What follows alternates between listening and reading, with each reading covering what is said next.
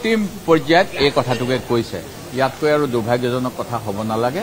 মোৰ কথা হ'ল যে যদি প্ৰয়োজন হয় আমাক যদি সুযোগ দিয়ে মই কম অসম বিধানসভাৰ সৰ্বদলীয় এটা প্ৰতিনিধি দল বৰ্তমানৰ অধ্যক্ষৰ নেতৃত্বত দিল্লীলৈ যাব লাগে আৰু দিল্লীলৈ গৈ লগত যি 6 জনগোষ্ঠীয়ে বিচাৰিছে তেখেতসকলৰ নেতৃবৃন্দটোকো লগ আৰু কেন্দ্ৰীয় চৰকাৰক পুনৰবাৰ অসমৰ ৰাইজৰ সেই সময়ৰ লোকসভাৰ প্ৰতিবেদনৰ ভিত্তিত যি আশা আকাংক্ষা পূৰণ কৰাৰ সুবিধা কৰা। আজি গোটেই প্ৰক্ৰিয়া মূল্যহীন আপুনি ক'ব খুজিছে। মই যিখিনি ক'ব লাগে কৈছোঁ। মই 1996 চনৰ যি প্ৰতিবেদন সেই প্ৰতিবেদনক ভিত্তি কৰিয়ে জনজাতিকৰণ হ'ব লাগিব।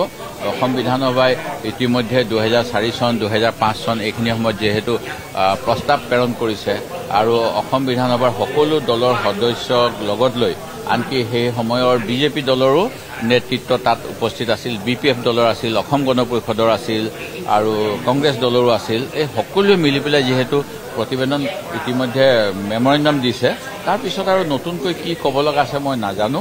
সেই গতিকে মই মোৰ মুখত কোনেও কথা আনিব নালাগে। মই 1996 প্ৰতিবেদনত যি সমাধান সূত্ৰ দিছে সেই অনুসৰি কাৰো ক্ষয় ক্ষতি নোহোৱাকৈ যিটো তাতো উল্লেখ আছে কেনেকৈ কৰিব লাগিব সেই সমাধানো দিছে, সেইমতে জনজাতিকৰণ হোৱাটো বিচাৰিছোঁ।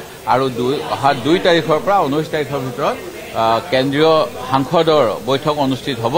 সেইখিনি সময়তে যাতে বিল পাৰিত কৰি জনজাতিকৰণৰ ঘোষণা কৰে সেয়া মই দাবী জনাইছোঁ।